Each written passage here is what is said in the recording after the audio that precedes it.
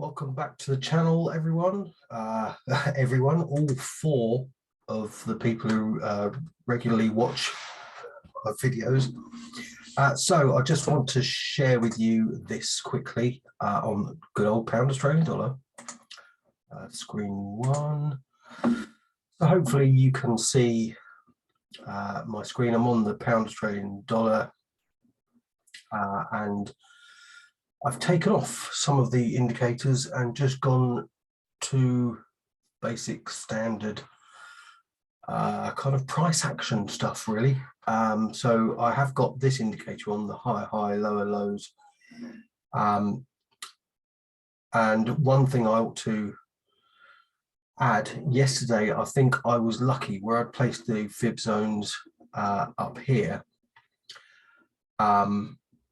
I should have sort of thought, well, actually, this is, if we squish this up a bit and bring it down here, this trend line here has pretty much, it's been coming down. So at that point, I thought, well, it's coming down, so I'll have the fib zones up here. But obviously, at this point, it had changed direction and started heading up. So actually, if you did the fibs from the low to the, I think it was up to there, and that created that zone there instead. So again, good entry points for going up. But actually, at that point, I think I'd finished trading for the day anyway. So overnight, let's just move that up and squeeze that into a bit more clarity for you. Let's hide those out of the way. So this overall downward trend from a high a little while back, you can also check your own charts. So I've got this high, low indicator on, which gives, here you can see I've marked off where we were getting higher lows,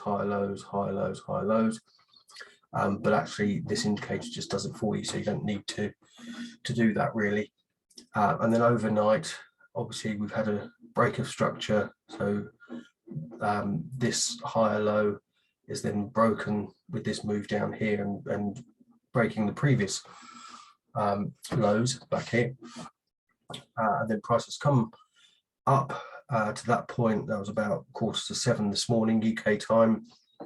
Yes, I've got a trend line in place, and then it dropped again to this new lower low down here. So we had a high low, a low, a low high, a lower low, and then it went on a merry move upwards.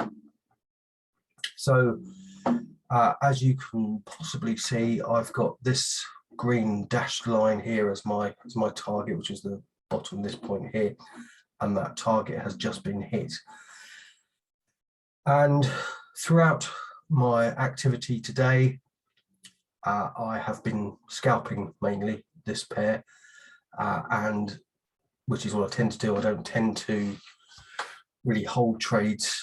I'm not very good at holding trades. I really do need to sit on my hands sometimes, because I think the highest point that I got in at, let me just check my phone, was 1.76217 by the quick 1.76217. So it's about that sort of level up here. So 1.762, well, that's 218, that will do. So that would have been 75 pips if I'd let it run all the way down to the target.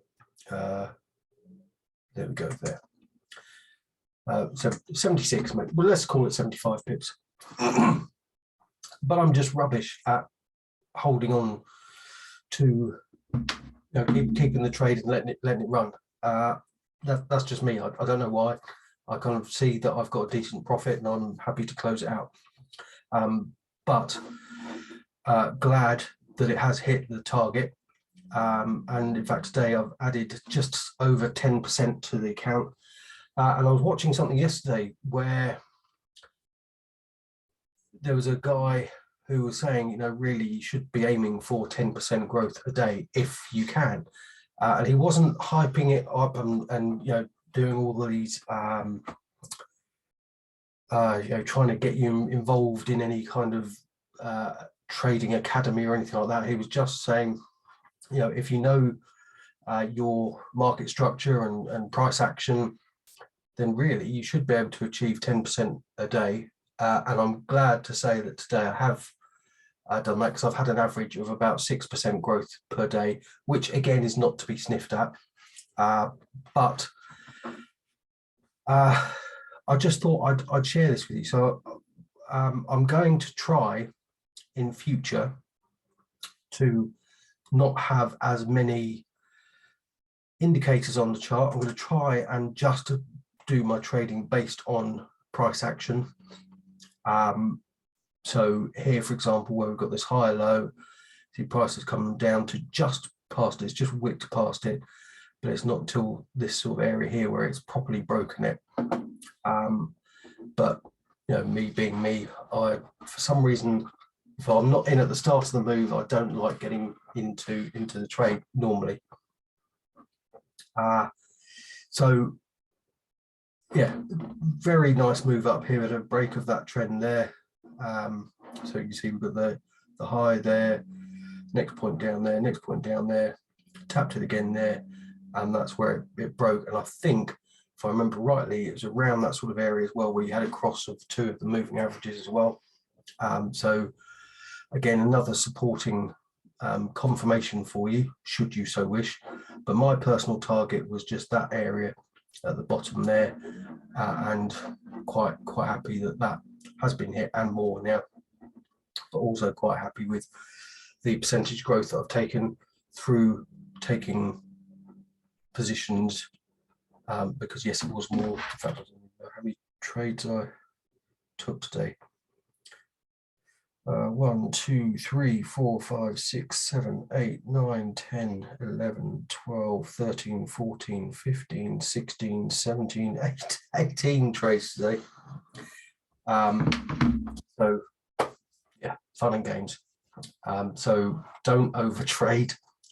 And if you're following sort of market structure, or if you're looking to trade that way rather than just using indicators, using price action, then I'm going to try and concentrate on that for you as well, should you so wish.